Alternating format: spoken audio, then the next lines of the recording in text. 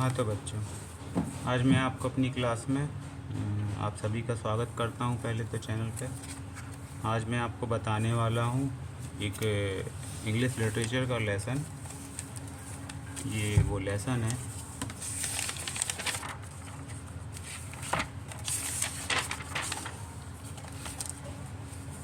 जो लेसन है, इसका टाइटल क्या है? ब्रूनोस गोस एक्सप्लोरिंग। ब्रूनो गोस एक्सप्लोरिंग मतलब ब्रूनो क्या है?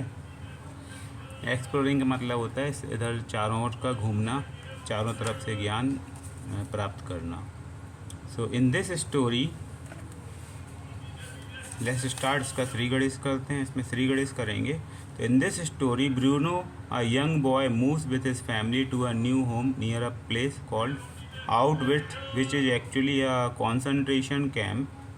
He misses his old life in Berlin and feels lonely without friends. His tutor, Herr focused on teaching history, which Bruno does not enjoy. Curious about his surroundings, especially the strange people he sees through his window, Bruno decides to explore more about them. Despite being warned not to do so, he sets off on a journey to understand more about the world around him. तो इस story में जो है Bruno एक लड़का है, एक young boy है, और वो क्या है, moves with his family to a new home. उसने अपना जो घर है वो नए घर में आ गया है। पहले वो कहाँ रहता था? पहले वो वर्लिन में रहता था। जर्मनी में एक जगह है वर्लिन में रहता था, जर्मनी के अंदर। Outwith which is actually a concentration camp. तो ये जो है एक कॉन्सेंट्रेशन कैंप के अंदर रह रहा है। ठीक है, कॉन्सेंट्रेशन कैंप जैसे हम क्या करते हैं, जो लोग विस्थापित हो जाते हैं या जो सरहद पार करके आते हैं तो उनके लिए एक सराय करी तंबू अम्बू लगा के वहाँ एक रहने का थोड़ा सा व्यवस्था बना देते हैं, उसे ही कॉन्सेंट्रेशन कैंप कहा जाता है। तो वहाँ ब्रूनो रह रहा था। He misses his old life in Berlin, और इससे पहले जो इसने जो भी जीवन व्यतीत किया था बर्लिन में गुजार चुका था। And feels lonely without friend, अब वो उसकी जगह रहने की बदल गई थी, तो उसके दोस्त क्या हैं, सब वहीं रह गए थे बर्लिन में, और यहाँ जो नई जगह कैंप के अंदर उसके एक भी दोस्त नहीं थे। His tutor Herr Liszt focuses on teaching history, इसका एक ट्यूटर आता था टीचिंग करने घर पर, उसका नाम था हर्लिस्ट। ये फोकस करता था कहाँ पे? ये ब्रूनो को हिस्ट्री पढ़ाने पे ज़्यादा फोकस करता था। Which Bruno does not enjoy, Bruno को हिस्ट्री पढ़ना क्या थी, अच्छी नहीं लगती थी। क्यूरियस अबाउट हिज सराउंडिंग, वो अपने चारों ओर की मतलब ज्ञान प्राप्त करना चाहता था, उसके चारों ओर पर्यावरण का, एनवायरनमेंट का। Specially the strange people he sees through his window, जब भी वो अपनी खिड़की से बाहर देखता था तो खिड़की से बाहर देखता था, नई जगह थी, नया कैंप था, तो वो चारों ओर के लोगों के बारे में क्या करना चाहता था, जानकारी इकट्ठा करना चाहता था। Bruno decide to explore more about them, तो ब्रूनो ने डिसाइड किया कि वो इसके बारे में और जानेगा और पता करेगा। Despite being warned not to do so, he sets off a journey to understand more about the world around him. Despite being warned not to do so, मतलब ये डिस्पाइट कर रहा है श्री राधे, क्या कर रहा है राधे यहाँ? Despite being warned not to do so, ये करना तो नहीं चाहता है, लेकिन फिर भी he sets off on a journey to understand more about the world around him. तो इसने अपने he sets off on a journey to understand more about the world around him, तो उसने दुनिया के चारों ओर क्या हो रहा है, क्या नहीं हो रहा है, इसके बारे में जानने के लिए क्या किया, अपना एक जर्नी, एक यात्रा स्टार्ट करी। तो इसमें एक लेसन, इस लेसन का जो कैरेक्टर्स इन स्पॉटलाइट है, तो कैरेक्टर इन स्पॉटलाइट में ब्रूनो है, ग्रेटल है, फादर है ब्रूनो के, उसकी मदर हैं, और हर्लिस्ट उसका ट्यूशन वाला टीचर है। कैरेक्टर स्पॉटलाइट देख लेते हैं। An adventurous and curious 8-year-old boy who move to a new home at Auschwitz concentration camp. He misses his friend and feels lonely, but his curiosity leads him to explore his surrounding. तो ये 8 साल का बच्चा है, इसे adventure ज़्यादा पसंद है, घूमना फिरना ज़्यादा पसंद है। ये नए कंसंट्रेशन कैंप में आ चुका है, he misses his friend and feel lonely, ये अपने पुराने दोस्तों को मिस कर रहा है और अभी अकेला है। But his curiosity lead him to exploring his surround, मतलब उसके अंदर की जो क्यूरियोसिटी है, उसकी अंदर की जो चेतना है, जो उसकी क्या कहते हैं अंदर की जिज्ञासा है, उस जिज्ञासा ने उसको क्या किया है, चारों ओर की जानकारी इकट्ठा करने के लिए एक प्रकार से चिंगारी उसके अंदर उत्पन्न कर दी है कि मेरे चारों ओर क्या है, इसके बारे में वो ब्रूनो जानेगा। ऐसा उसके अंदर विचार, उसके अंदर थॉट हो रहा है। ग्रेटल कौन है? Gretel is Bruno's older sister, Gretel Bruno की पुरानी बहन है। She often act unfriendly towards Bruno and is more interested in impressing others. She often act unfriendly, मतलब वो जो उसकी बहन है उसके साथ दोस्ताना रवैया नहीं अपनाती है, और इंटरेस्टिंग अदर, लेकिन वो क्या है, वो दूसरों को इम्प्रेस करने में ज़्यादा अपना समय लगाती है। स्पेशली द सोल्जर्स, मतलब उसकी बहन को सोल्जर ज़्यादा पसंद है। Then is playing with her brother, उसके भाई के साथ भाई के साथ खेलना उसे इतना पसंद नहीं जितना उसे सिपाहियों के साथ समय बिताना, उनको इम्प्रेस करना ज़्यादा अच्छा लगता है ग्रेटल को। फादर, ब्रूनो के फादर के बारे में बात करते हैं तो ब्रूनो के जो फादर हैं वो एक स्ट्रिक्ट, मतलब एक स्ट्रॉन्ग पर्सन है, डर और धमका के रखने वालों में से हैं। इम्पोर्टेंट नाजी ऑफिसर हैं, जो नाजी रहते हैं। जर्मनी की एक सेना थी, जर्मनी की जो सेना है उनमें नाजी कहा जाता था। ये एक, जैसे बताना चाहूँगा मैं यहाँ कि पहले जब वर्ल्ड वार सेकंड हुआ था तो जर्मनी में जो हिटलर था वो क्या था, उसने अपने आप को, मतलब पूरी कंट्री जीतने का उसने सपना देखा था, पूरी दुनिया को जीतने का। तो ऐसा हो नहीं पाया क्योंकि दुनिया की दूसरी शक्तियां हैं, जैसे अमेरिका है, चाइना है, रसिया है, इन्होंने मिलकर जर्मनी को क्या कर दिया, हरा दिया। इस प्रकार से उसका जो है सपना नहीं रहा। उसे हिटलर कहते थे, हिटलर, तो नेपोलियन, हिटलर कहते थे जर्मनी के हिटलर को, ठीक है। तो उनमें से एक नाजी करके समुदाय बना था, तो उसी में से नाजी ऑफिसर है ये, आर्मी का ऑफिसर, वो अपने उन्हीं समुदाय में से ऑफिसर चुनते थे, और तो वही आर्मी में से एक नाजी समुदाय होता था। तो नाजी लोग क्या थे, बहुत ही क्या कहते, मारकाट वाले थे और लड़ाई दंगे वाले थे। ये झुकना पसंद नहीं करते थे, ठीक है। ये अपनी मर्जी के मालिक थे, सीधी बात कही जाए तो he hold serious meeting at home and enforce strict rules that Bruno is expected to follow. उसने जो है घर के अंदर ब्रूनो के लिए कुछ ऐसे नियम बना दिए थे जिसका पालन करना ब्रूनो के लिए बहुत ही ज़रूरी था। उन्हें वो मना नहीं कर सकता था, उन्हें क्या नहीं कर सकता था, टाला बटोरी नहीं कर सकता था। अब ब्रूनो की मदर आती हैं। ब्रूनो की जो मदर है, Bruno's mother is kind and caring but worried about living at the concentration camp. Bruno की माँ जो है वो ब्रूनो को काफ़ी देखभाल करती है, उसका पालन पोषण करती है, उसके बारे में चिंतित रहती है। She wants the best for her children and support her husband. वह अपने बच्चों को लिए बेस्ट करती है और अपने हस्बैंड को क्या करती है, सपोर्ट भी करती है। Though she does not like their new life, जबकि वो उसके जीवन की जो she does not like their new life, वो अपनी जो नया कंसंट्रेशन कैंप में आ गए थे ना ये लोग बर्लिन छोड़ के, तो वहाँ का जीवन इनकी ब्रूनो की मदर को पसंद नहीं था, वो बर्लिन वाले इनको पसंद था। हर लिस्ट के बारे में बता देते हैं। हर लिस्ट है जो है वो एक ब्रूनो का ट्यूशन टीचर है, तो वो ब्रूनो और ग्रेटल दोनों को साथ में ही पढ़ाता है। लिखा है Bruno and Gretel tutor. He is strict and focus on teaching history and geography. तो हिस्ट्री और ज्योग्राफी का सब्जेक्ट पढ़ाने में ज़्यादा क्या रखता है, अपना इंटरेस्ट, अपनी क्या कहते हैं बुद्धिमत्ता दिखाता है। Showing little interest in subject like art and reading which Bruno prefer for. Bruno क्या चाहता था कि मेरे को कला और रीडिंग के बारे में ज़्यादा, ये सब्जेक्ट को ज़्यादा पढ़ाया जाए, ऐसे अपेक्षा के कि हिस्ट्री और geography.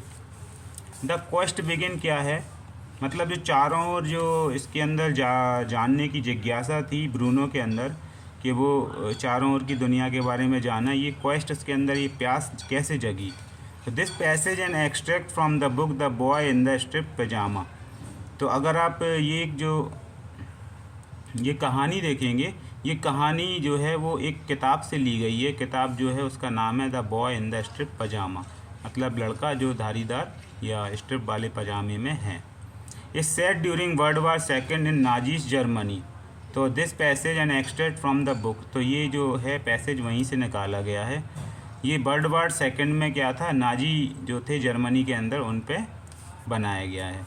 It is about a 9-year-old boy Bruno whose life changes completely when his family move from the city of Berlin to the countryside. He is too young to realize that his father is a high-ranking Nazi official who worked in the dread Auschwitz concentration camp for Jews.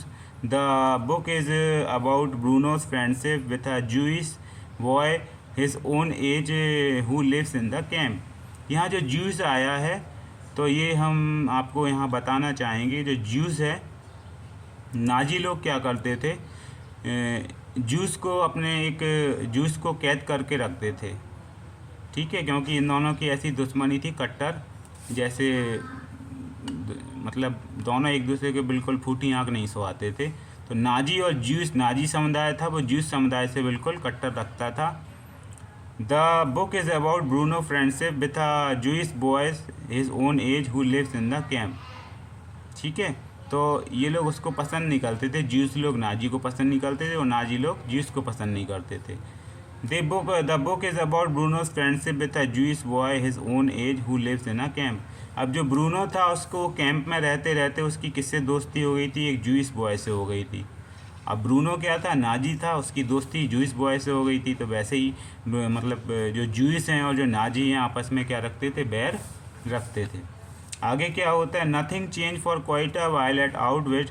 This is a pun On the Auschwitz concentration camp, Jews were imprisoned and killed in these camps set up by the Nazi. तो Nazi लोग क्या करते थे, juice को एक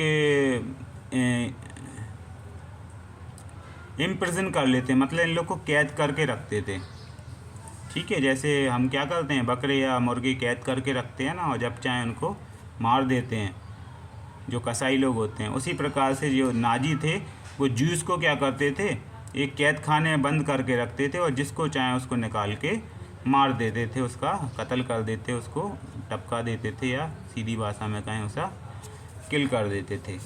Bruno still had to put up with his sister Gretel being less than friendly to him whenever she was in a bad mood. तो यहाँ जो ब्रूनो था, still had to put up with his sister Gretel being less than friendly to him whenever she was in a bad mood. तो जब ग्रिटल क्या होती थी, ख़राब मूड में होती थी, फिर भी ब्रूनो क्या करता था, ग्रिटल से एक दोस्ताना रवैया रखता था। मतलब वो ज़्यादा भाव नहीं खाता था, लेकिन ग्रिटल ज़्यादा भाव खाती थी, ठीक है। इतना समझ में आ गया स्टूडेंट्स। तो आगे पेज टर्न करते हैं, आगे क्या होता है, ठीक है।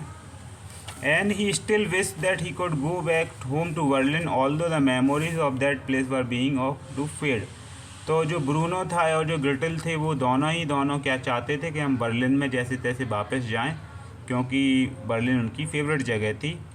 अब हुआ क्या, वो जो पहले निकाल चुके हैं वो सारी मेमोरी उनकी क्या होती जा रही थी, फेड होती जा रही थी, धुंधली होती जा रही थी, जो समय उन्होंने निकाल दिया। The soldier still came and went every day of the week holding meeting in father's office which was still out of bounds at all times and no exception. तो जो ब्रूनोस के फादर थे, तो उसके फादर क्या थे, वो बराबर मीटिंग रखते थे अपने सोल्जरों के साथ, और सोल्जरों के साथ मीटिंग रखते थे, लेकिन उस मीटिंग का कुछ रिज़ल्ट नहीं निकल रहा था कि कुछ सुलह हो जाए या कुछ ऐसा हो जाए कि नाजी और जो जूइस हैं उनमें शांति वाला कुछ समझौता हो जाए। ऐसा कुछ होता नहीं था, बार बार मीटिंग होती थी हफ्ते हफ्ते, उसका कोई रिज़ल्ट नहीं निकलता था। The servant still came and wash things and swept things and cook things. अब वहाँ जो थे नौकर आते थे, वो धुला धुलाई करते थे, झाड़ू लगाते थे, खाना पकाते थे, साफ़ सफाई करते थे, कुछ चीज़ें यहाँ कर रखते थे, वहाँ से कुछ ले जाते थे, कुछ नई चीज़ें लेके आते थे। Kept their mouth shut unless they were speaking to, और अपने माउथ को क्या रखते थे, बिल्कुल चुप रखते थे, किसी से कोई ऐसी बात खुसर फुसर करके नहीं करते थे जब तक से उनसे कोई आदेश या कोई ऑर्डर उनको ना दिया जाए। तो वहाँ के सर्वेंट इस तरह से व्यवहार करते थे। बट देन थिंग्स चेंज, थोड़े समय बाद क्या हुआ, चीज़ें बदली, वातावरण में परिवर्तन आया। क्या आया, father decided it was time for the children to return their studies and although it seems ridiculous to Bruno that school should take place when there were only 2 students to teach, both mother and father agree that a tutor should come to the house every day and fill their morning and afternoon with lessons. तो अब उसके जो Bruno के father थे उनको धीरे धीरे realise हुआ कि जो बच्चे हैं अब स्कूल तो सारे बंद हो गए हैं, क्योंकि वर्ल्ड वार सेकंड में क्या हुआ था, सारे स्कूल बंद हो गए थे।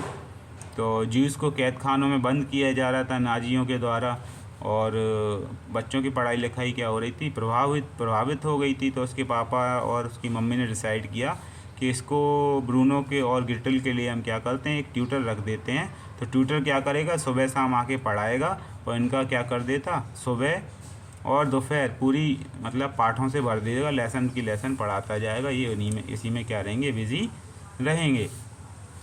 अ फ्यू मॉर्निंग लेटर, कुछ सुबह बीत जाने के बाद, a man called Herr Liszt rattle up the driveway on his boneshaker and it was time for school again.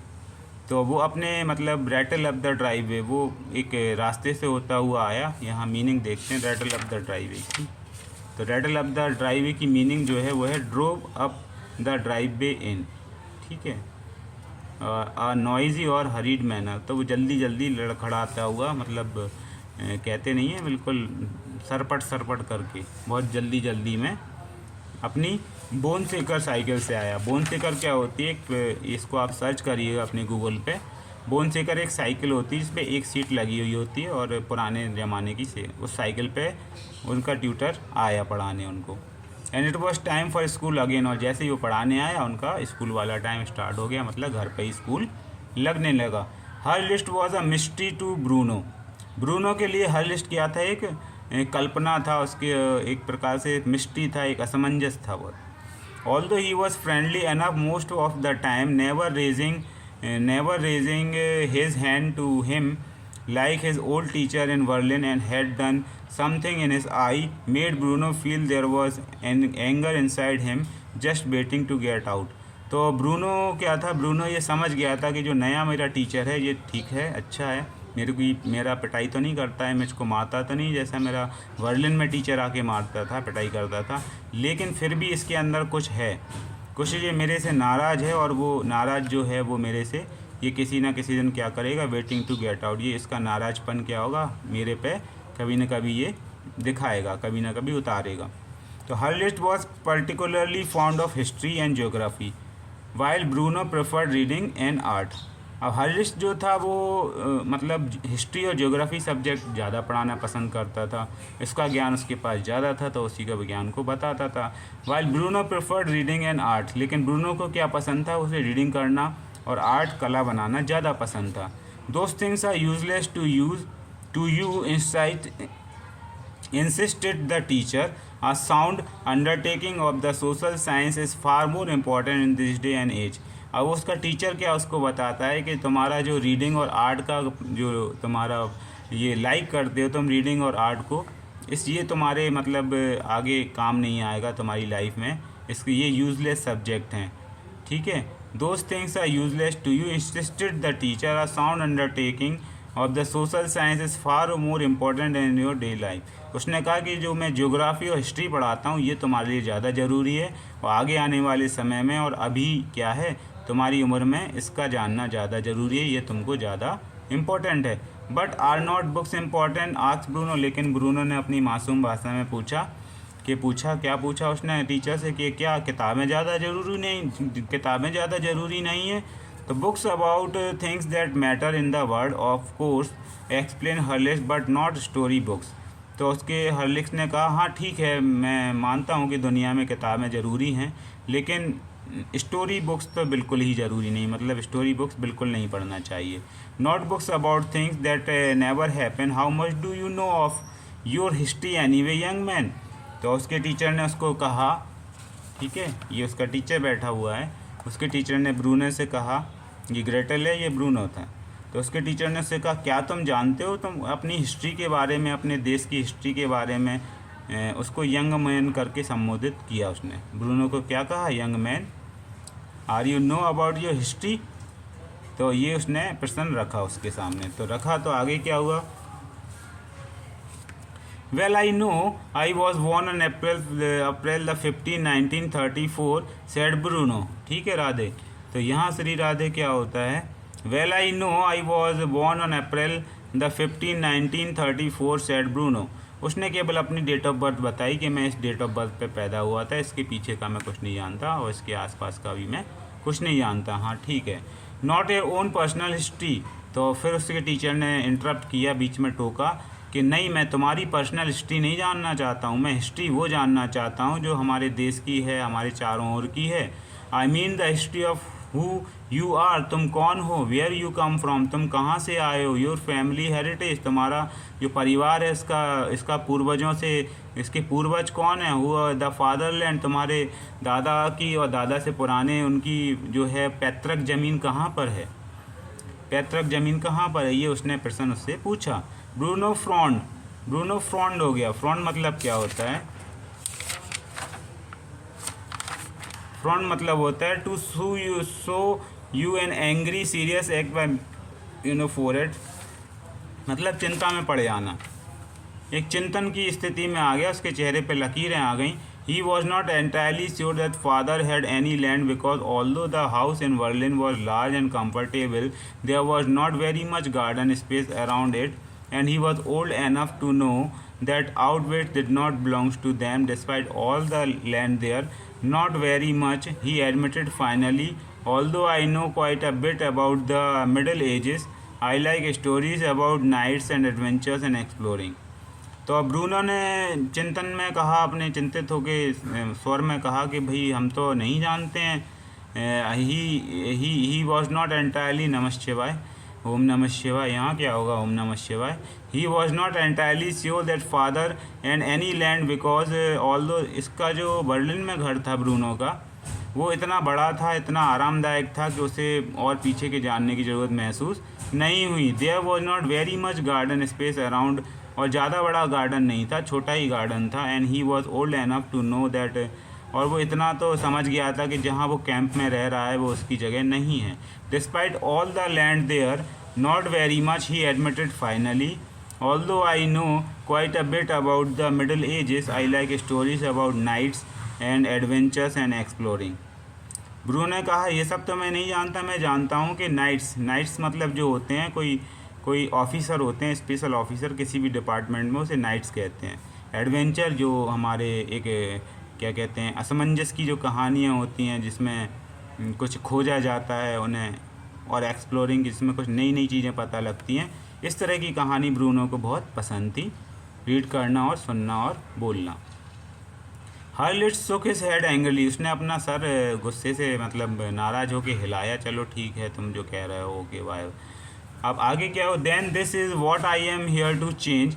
तो उसने ये भी उसे इंडिकेट कर दिया कि भाई तुम जो स्टोरी और ये एडवेंचर की किताबें पढ़ती हैं, इन सब को मैं बदलने के लिए इसको मैं बदल दूंगा. अगर मैं तुमको पढ़ाता रहा तो तुम्हारा इंटरेस्ट जियोग्राफी और हिस्ट्री में ज़्यादा ला दूंगा और तुम ये सब नहीं पढ़ोगे. He said in a sinister voice. उसने सिंस्टर वॉइस में कहा. सिंस्टर वॉइस मतलब let's see the meaning.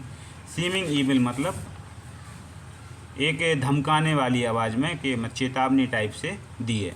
To get your head out of your story books and teach you more about where you come from, about the great wrong that have been done to you. उसने कहा कि मैं तुम्हारी कहानी वाली पुस्तकों को सब हटा दूंगा और तुमको बताऊंगा कि तुम कहाँ से आए हो और तुम कौन हो. About the great wrong that you have done to you.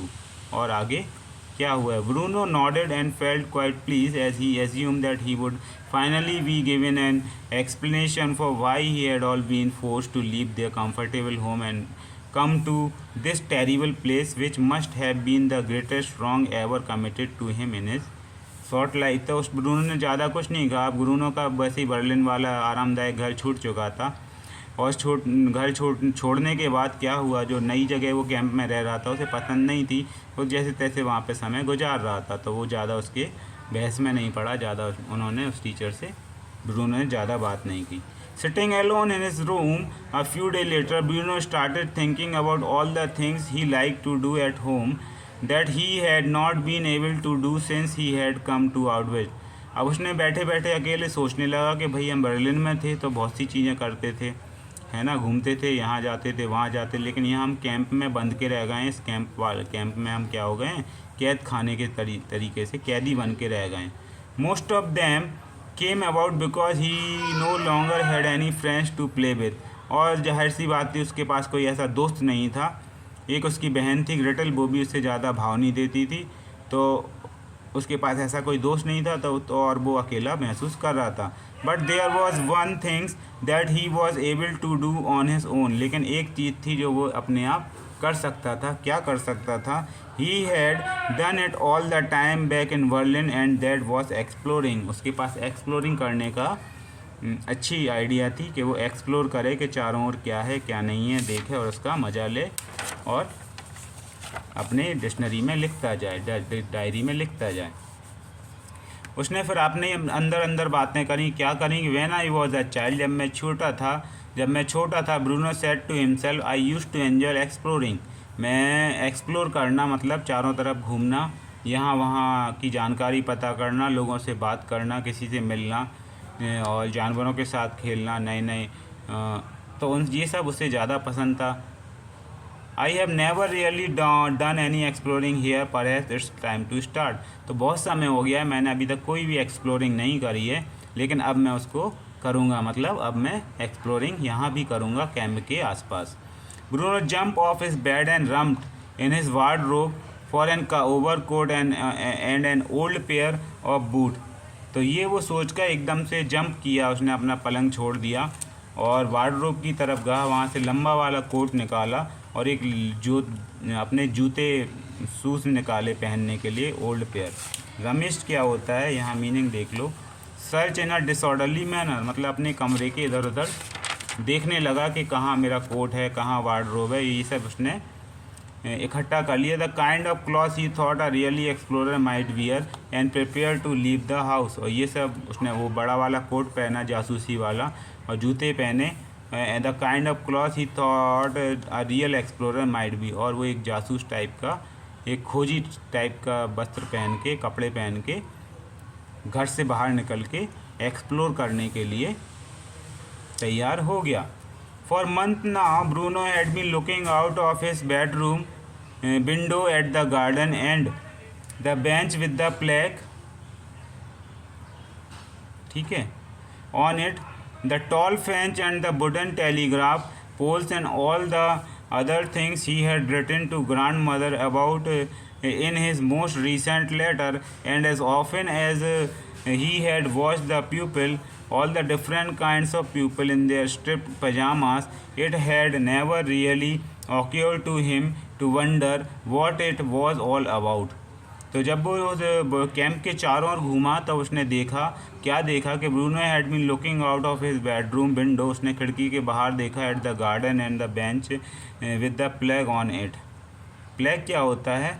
ये एक प्रकार का नेम प्लेट जैसे लगाते हैं ना अपने सीने के ऊपर, ornamental tablet to honour a person और एन इवेंट। तो ये के प्रकार की एक क्या कहते हैं, तोहफा देने की या अवार्ड देने की एक प्लेट हो सकती है जिसमें नाम वगैरह लिखा रहता है। तो ये उसने एक बेंच देखी है इस प्रकार की, with the plaque on it, the tall fence and the wooden telegraph poles and all the, वहाँ बड़े बड़े क्या थे, लकड़ी के टेलीग्राफ बने हुए थे, खम्भे बने हुए थे। All the other things he had written to grandmother about in his most recent letter. उसने अपने लेटर में लिखा हुआ था अपनी दादी को, जो उसने आसपास बहुत सी चीज़ें देखी थी। And as often as he had watch the people, all the different kind of people in the strip pyjama. तो वो जो कैदी लोग पजामा पहनते हैं ना, कैदी लोग कैसा पजामा पहनते हैं? सफ़ेद कलर का कुर्ता पजामा, सफ़ेद टोपी और उनके ऊपर सलाखों जैसी, मतलब ऐसी ऐसी लाइनें होती हैं जैसा ये है। तो वो स्ट्रिप पजामा है, पजामा लोग उन्हीं को कह रहे हैं ये। ठीक है, राधे श्री राधे। आगे इतना समझ में? आगे क्या होता है श्री गणेश? तो गणपति बप्पा यहाँ पे आगे क्या होगा देखते हैं कि all the different kind of people in the strip pyjama, it had never really occurred to him to wonder what it was all about. ठीक है, तो उसे ये सब देख के थोड़ा सा अजीब सा लग रहा था, क्या था और उसके अंदर देखते हैं। It was as if it is were another city entirely. तो उसे ये पूरा जो कैंप है, कैंप के चारों ओर का एरिया ऐसा लग रहा था ये कोई नया शहर है, यहाँ कुछ एक स्पेशल काम हो रहा है। वो उसके बारे में मुझे पता करना चाहिए। The people all living and working together side by side with the house were he lived and were they really so different. All the people in the camp वोर द सेम क्लॉथ। कैंप में सारे के सारे क्या थे, एक प्रकार के कपड़े पहने थे। दोस्त pyjama and the strip cloth cap too. तो जो कैदी लोग थे जो अंदर बंद थे वो सफ़ेद पजामा पहने थे और सफ़ेद टोपी पहने थे जिनके ऊपर काले रंग की सीधी रेखाएं थी। Red and black pajama and the strip cloth cap too, and all the people who wandered through his house wore uniform with bright red and black armbands and carried guns and always looked terribly stern as if it were all very important really and no one should think otherwise।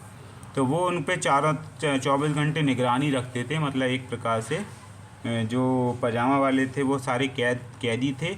उन सभी कैदियों को ये police वाले थे बड़े बड़े, मतलब उसकी चौकसी करते थे, वॉच करते थे, देखभाल करते थे, चौकीदारी करते थे पूरी जगह की।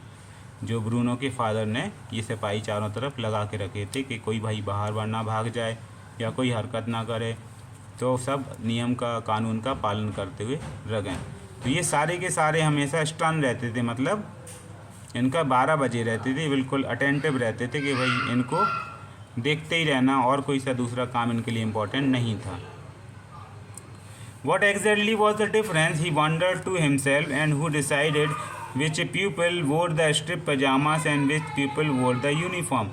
अब उसके दिमाग में आया कि भाई जो बाहर घूम रहे हैं, हम लोग को निगरानी कर रहे हैं, हम लोग की चौकीदारी कर रहे हैं, हम लोग की मतलब हम लोग को एक कैदी बना के रखा है, उनमें और जो पजामा वगैरह पहने उनमें क्या अंतर क्या है, ऐसा क्या अंतर है। ब्रूनो अभी इसको समझ नहीं पाया था। ठीक है, एक्चुअली वो क्या था, वही नाजी वाला सिस्टम था ना, नाजी और जूस को कैद करके रखते थे। ये नाजी थे, जितने यूनिफॉर्म वाले थे ये नाजी थे, और जब इनको जिसको मारना होता था उस पजामे वाले को उठा लेते थे, बाहर निकालते थे उस जूस को, और उसका जो चाहते थे वो कर देते थे। He wonder to himself and who decided with the people. तो ये वो अंतर समझना चाहता था जिसे समझ ब्रूनो अभी तक समझ नहीं पाया था। Of course sometimes the two group mix had often seen the pupil from his side of the fence of the other side, and it was clear that they were in charge. The pajama people all jumped to attention whenever the soldier approached, and sometimes they fell to the ground and sometimes they did not even get up and had to carry it away instead. तो जैसे ये लोग अंदर पहुंचते थे, जो uniform वाले अंदर पहुंचते थे, जो पजामा पहने थे या जो कुर्ता पजामा पहने थे, वो क्या होते थे, बिल्कुल अटेंशन हो जाते थे, या दे फेल टू द ग्राउंड, या ज़मीन पर गिर पड़ते थे, और sometime they did not even get up, और उठते नहीं थे, बिल्कुल ज़मीन को मतलब पकड़े रहते थे, बिल्कुल सीधे लेटे हुए थे। और ये लोग जो यूनिफॉर्म आते थे ये उनको पकड़ के वहाँ से उठाते थे। ठीक है, तो ऐसा वो लोग व्यवहार करते थे क्योंकि वो लोग जानते थे ये लोग अंदर आएंगे, किसी एक को पकड़ के यहाँ से ले जाएंगे या दो को पकड़ के यहाँ से ले जाएंगे, इसलिए वो बिल्कुल धरती पे चिपक जाते थे, उठते नहीं थे, और वही सतर्क हो जाते थे जैसे यूनिफॉर्म वाले अंदर आते थे। It's funny that I have never wandered about those people, Bruno thought. अब ब्रूनो से सोचने लगा, मैंने कभी इतने दिन कैंप में रहते रहते वो हो गए, मैंने कभी इस बात पे गौर नहीं किया कि ये लोग करते क्या हैं, जो पजामा और जो यूनिफॉर्म वाले। And it's funny that when you think of all the time the soldier go over there, and he had even seen his father go over there on many occasions, that none of the strip pajama people had ever been invited back to the house। और वो ये बात समझना चाहता था कि भाई एक बार जो पजामा कुर्ता वाला जो बाहर चला जाता था वो फिर उसकी शक्ल और वो दोबारा नहीं दिखता था, है ना। तो वहाँ से उठा ले जाते थे, उसको गायब कर देते थे और उसको जो चाहते थे मारते थे, काटते थे, जो भी चाहते थे उसे ख़त्म कर देते थे। Leaving the house Bruno went round the back and looked up towards his own bedroom window. अब वो क्या हुआ, एक्सप्लोरिंग ख़त्म करके फिर अपने बेडरूम में पहुंच गया और अपनी खिड़की से फिर झांकने लगा। He looked as far to his right as he could see. तो वो जितना दूर चाहे वो खिड़की से माध्यम से देख रहा था।